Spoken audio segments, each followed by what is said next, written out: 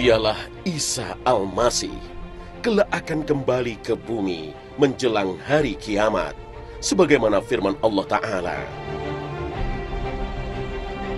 Dan sesungguhnya, Isa itu benar-benar adalah tanda bagi hari kiamat. Karena itu, janganlah kamu ragu-ragu tentang kiamat itu, dan ikutilah aku. Inilah jalan yang lurus. Al-Quran, Surah Az-Zukhruf, ayat 61. Nabi Isa alaihissalam tidak membawa syariat baru. Misi yang diembannya adalah untuk menegakkan agama tauhid yang disempurnakan pada masa Nabi Muhammad SAW. Putra Maryam ini juga akan meluruskan berbagai kontroversi mengenai dirinya. Ia akan meluruskan keraguan sebagian umat tentang penyaliban dirinya dan kembali menyatakan dirinya bukanlah Tuhan yang berhak disembah.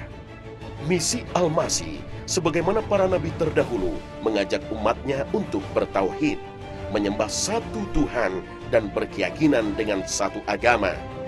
Inilah agama yang lurus yang membawa keselamatan dunia dan akhirat. Berhasilkah misi Isa Al-Masih ini? Apakah penduduk bumi ini akan mematuhinya dan kembali ke jalan yang lurus? Inilah kisah Isa Al-Masih pada akhir zaman, sebagaimana yang dijelaskan dalam Al-Quran dan berbagai hadis Nabi.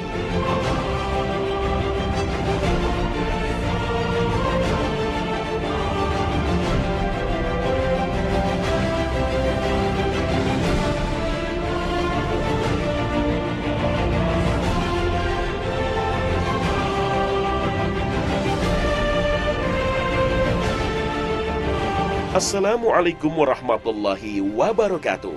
Selamat pagi pemirsa Trans 7. Khazanah, Ensiklopedia Islam Dunia, pagi ini kembali hadir ke hadapan Anda untuk berbagi wawasan keislaman. Semoga kita termasuk hamba-hambanya yang bertakwa dan mampu menjalankan syariat Islam secara sempurna. Amin ya rabbal alamin. Pada akhir zaman, agama tauhid akan menghadapi cobaan besar.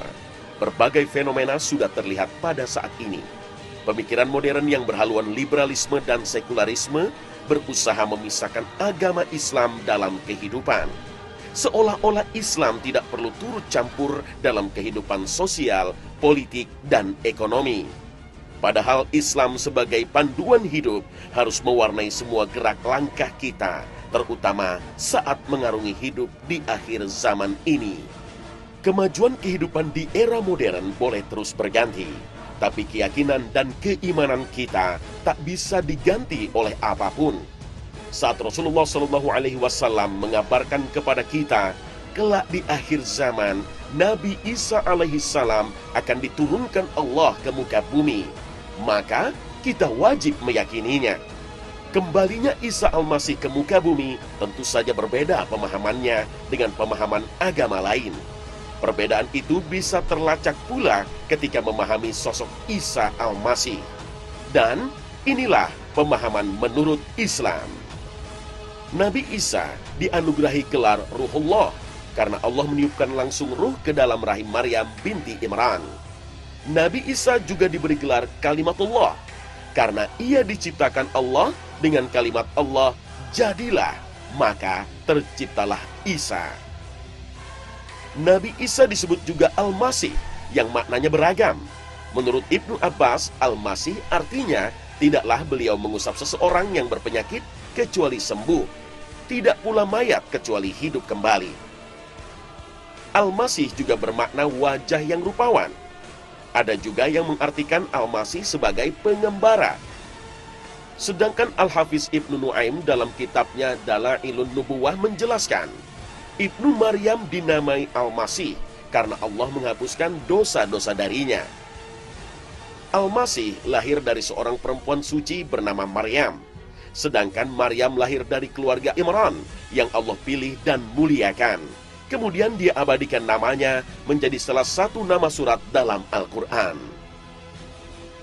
Sesungguhnya Allah telah memilih Adam, Nuh, keluarga Ibrahim dan keluarga Imran melebihi segala umat di masa mereka masing-masing. Al-Quran Surah Ali Imran ayat 33. Allah memilih Maryam sebagai wanita yang disucikan dan dilebihkan dari wanita lain di dunia sampai suatu saat Allah memberi keajaiban. Meskipun belum pernah disentuh oleh lelaki manapun, Maryam mengandung seorang laki-laki yang bernama Isa Al-Masih. Saat itu Allah mengutus malaikat Jibril yang menjelma sebagai seorang perjaka menemui Maryam di mihrabnya. "Pergilah dari sini. Sesungguhnya aku berlindung kepada Allah atas kejahatan yang akan terjadi dan aku takut kepadanya." Maryam membentak dan mengusir pemuda itu. Tapi pemuda itu memperkenalkan dirinya sebagai Jibril, utusan Allah.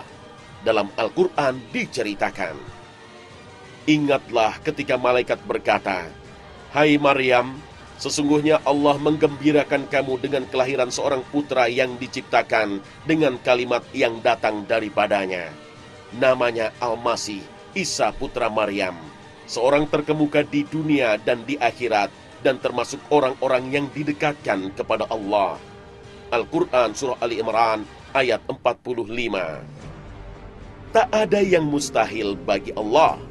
Seorang perawan suci yang tidak pernah keluar mihrab mengandung seorang bayi.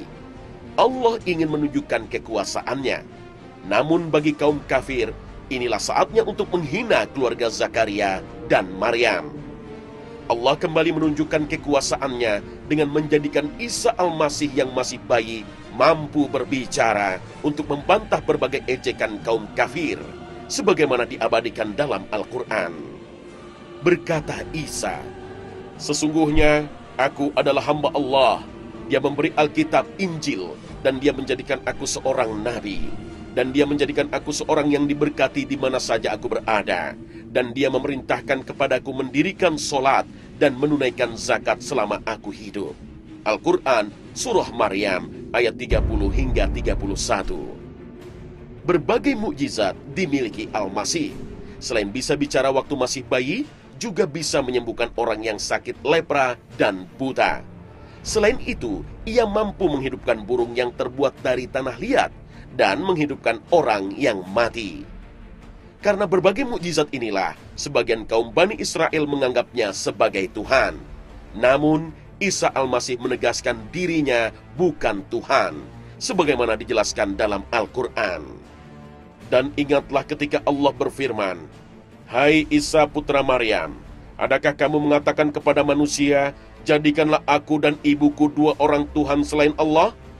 Isa menjawab, 'Maha suci Engkau, tidaklah patut bagiku mengatakan apa yang bukan hakku mengatakannya. Jika aku pernah mengatakan, maka tentulah engkau mengetahui apa yang ada pada diriku, dan aku tidak mengetahui apa yang ada pada diri engkau. Sesungguhnya, engkau maha mengetahui perkara yang gaib-gaib.'" Al-Quran Surah Al-Ma'idah ayat 116. Nabi Isa alaihissalam diutus oleh Allah untuk berdakwah kepada kaum Bani Israel dengan membawa risalah tauhid, sebagaimana yang tertulis dalam Taurat dan Injil. Namun dakwahnya mendapat perlawanan. Nabi Isa difitnah akan menggulingkan kekuasaan Romawi dan berambisi menjadi raja kaum Bani Israel. Bahkan dituduh mengaku sebagai anak Tuhan, hingga berakhir dengan drama penyaliban. Inilah peristiwa yang antara lain akan diluruskan oleh Isa Al-Masih pada saat kembali ke muka bumi. Nabi Isa alaihissalam turun ke bumi tidak membawa syariat baru, tapi melanjutkan syariat Nabi Muhammad SAW dengan merujuk pada Al-Quran dan Sunnah Nabi. Misalnya tentang dosa warisan dan penebusan dosa.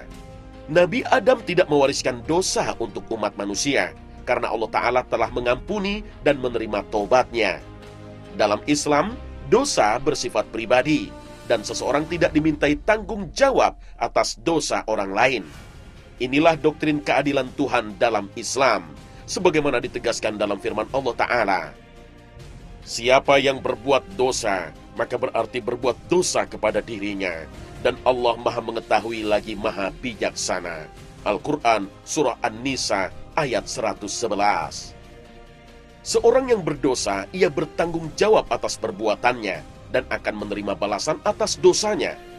Namun di sisi lain, Allah Ta'ala Maha Pemurah dan Maha Pengampun, membuat pintu tobat selebar-lebarnya. Allah akan mengampuni dosa sebesar apapun sepanjang pelaku dosa sungguh-sungguh bertobat dan memohon ampunannya.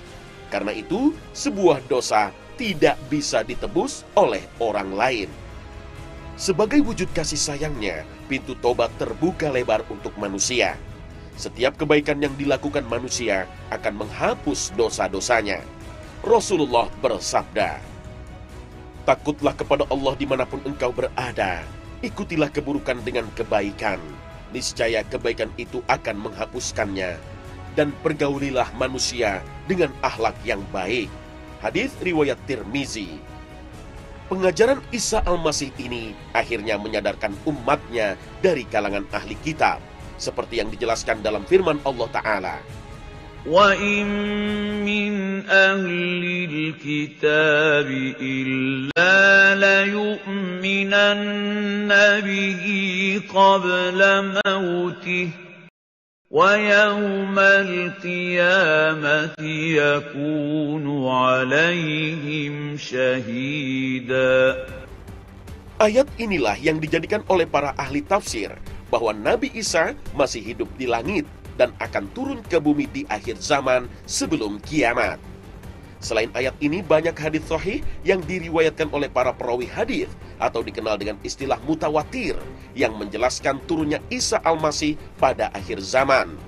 Antara lain hadis dari Abu Hurairah bahwa Rasulullah bersabda, "Demi Allah yang jiwaku ada di tangannya, Ibnu Maryam benar-benar akan turun di antara kalian sebagai penguasa yang adil. Lalu ia menghancurkan salib, membunuh babi, membebaskan pajak non-muslim, dan harta benda pun melimpah, sehingga tidak ada seorang pun yang mau menerimanya." Hadis riwayat Bukhari, Muslim, Tirmizi, dan Ahmad. Nabi Isa turun ke bumi membawa misi untuk menegakkan agama tauhid dan meluruskan kaumnya yang menyembahnya sebagai Tuhan. Sebagaimana dahulu Nabi Isa pernah berkata kepada kaum Bani Israel, sebagaimana diabadikan dalam firman Allah Ta'ala, "Sungguh telah kafir orang-orang yang berkata, sesungguhnya Allah itu dialah Al-Masih putra Maryam. Padahal Al-Masih sendiri berkata, Wahai Bani Israel, sembahlah Allah, Tuhanku dan Tuhanmu.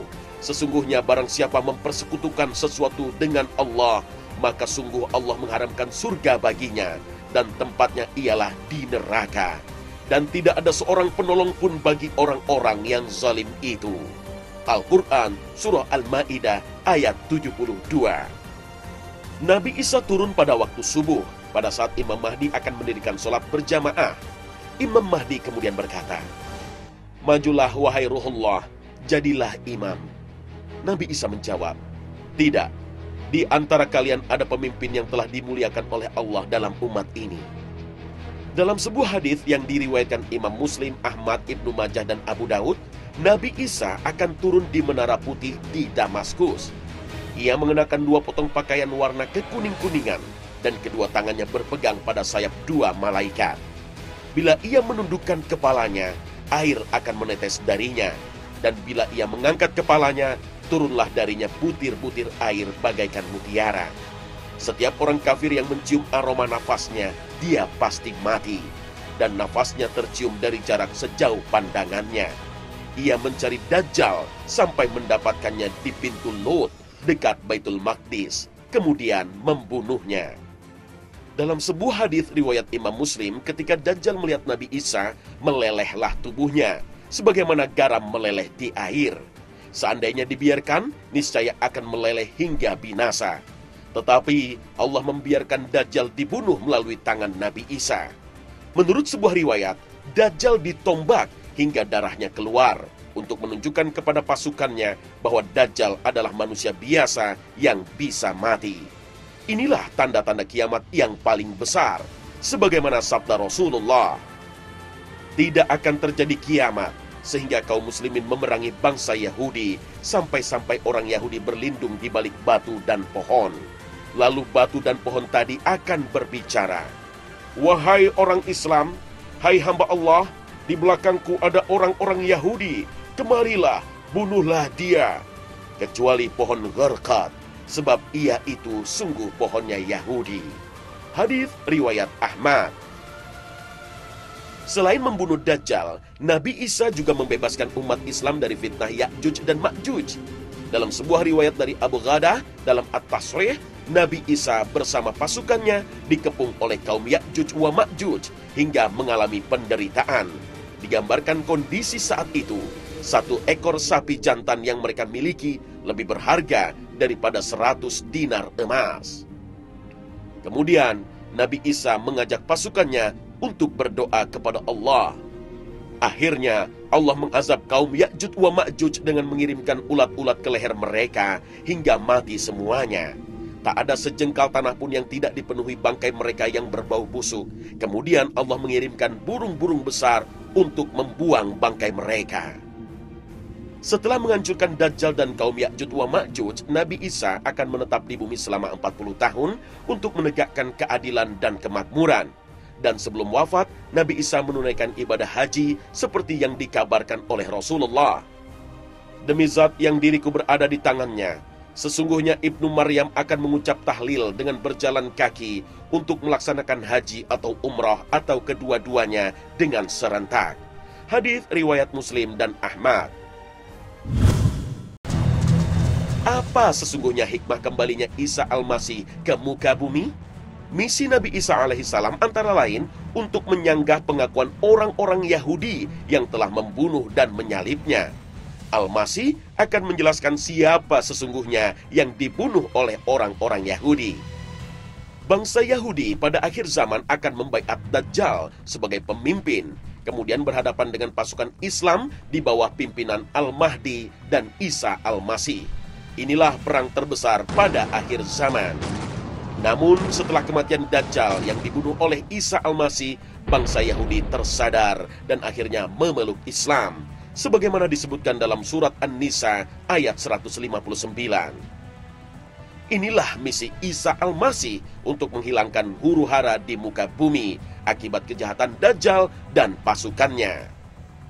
Hikmah lainnya untuk menunjukkan ajalnya sudah dekat agar dapat dikubur di bumi, karena setiap makhluk yang terbuat dari tanah akan kembali pada tanah, sebagaimana firman Allah Ta'ala. Dari bumi, tanah itulah kami menjadikan kamu, dan kepadanya kami akan mengembalikan kamu, dan daripadanya kami akan mengeluarkan kamu pada kali yang lain. Al-Quran Surah Toha ayat 55. Menurut Ar-Razi dalam tafsir Al-Kabir, yang dimaksud mengembalikan di sini adalah mengembalikan ke kubur sebagai persemayaman setiap orang yang mati, kecuali orang yang diangkat Allah ke langit. Orang yang mengalami kondisi ini kemungkinan besar akan dikembalikan lagi ke bumi. Setelah menegakkan Islam dan memimpin dunia dalam kedamaian, Nabi Isa akan wafat, kemudian dimakamkan di samping makam Rasulullah. Saat ini makam untuk Nabi Isa konon berada di Masjid Nabawi dan sudah disiapkan untuk menyambut Nabiullah akhir zaman ini.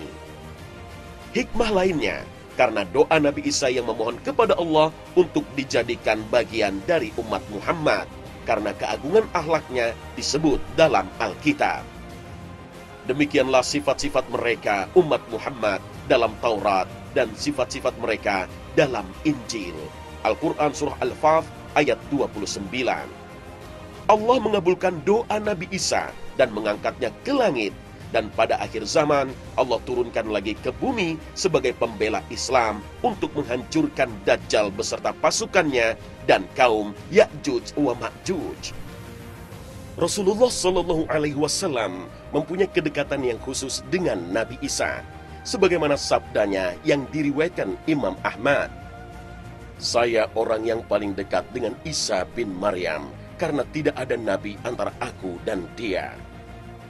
Dalam Musnad Imam Ahmad dijelaskan bahwa hubungan yang khusus dengan Rasulullah karena Nabi Isa yang membawa berita akan datang seorang utusan Allah setelah dia, dan mengajak umatnya untuk membenarkan dan mengikutinya, sebagaimana firman Allah Ta'ala.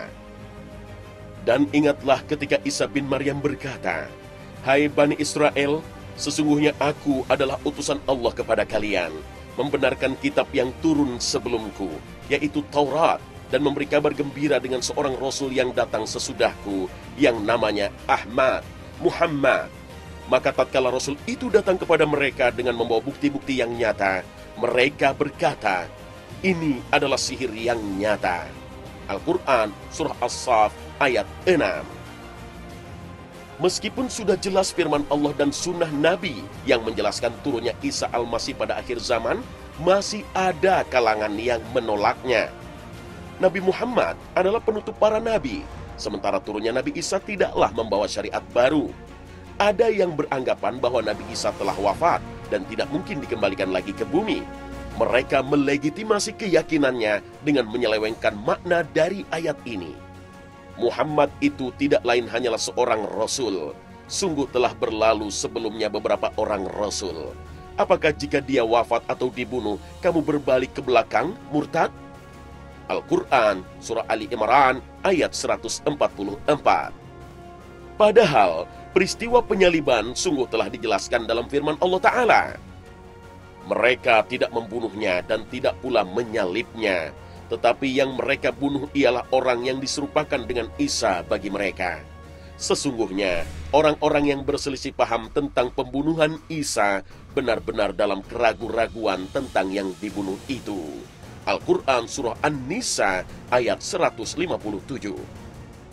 Dalam ayat lain Allah Ta'ala berfirman, ingatlah ketika Allah berfirman, hai Isa, sesungguhnya aku akan menyampaikan kamu kepada akhir ajalmu dan mengangkat kamu kepadaku, serta membersihkan kamu dari orang-orang kafir dan menjadikan orang-orang yang mengikuti kamu di atas orang-orang yang kafir hingga hari kiamat. Kemudian hanya kepada akulah kembalimu. Lalu aku memutuskan di antaramu tentang hal-hal yang selalu kamu berselisih kepadanya. Al-Quran Surah Ali Imran ayat 55. Ibnu Abbas mengatakan dalam tafsirnya, Nabi Isa diangkat oleh Allah, kemudian diwafatkan pada akhir zaman.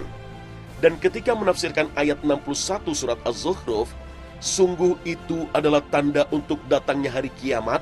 Menurut Ibnu Abbas, yang dimaksud dengan ayat ini adalah munculnya Isa bin Maryam sebelum hari kiamat. Barang siapa bersaksi bahwa tiada Tuhan yang benar kecuali Allah satu-satunya, tiada sekutu baginya, dan bahwa Muhammad hamba dan Rasulnya, dan bahwa Isa adalah hamba dan Rasulnya, serta kalimatnya yang Allah lontarkan kepada Maryam, dan bahwa surga itu benar, dan neraka itu benar, maka Allah akan memasukkannya ke dalam Al-Jannah sesuai dengan amalnya.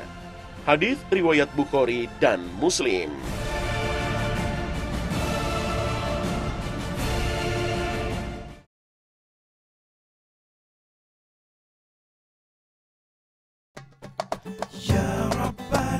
Pemirsa Khazanah, inilah kisah Isa Al-Masih pada akhir zaman yang bersumber dari Al-Quran dan Sunnah Nabi. Tidak ada yang harus kita lakukan kecuali meyakini kebenarannya. Terima kasih atas perhatian Anda. Wabillahi taufik wal hidayah. Wassalamualaikum warahmatullahi wabarakatuh.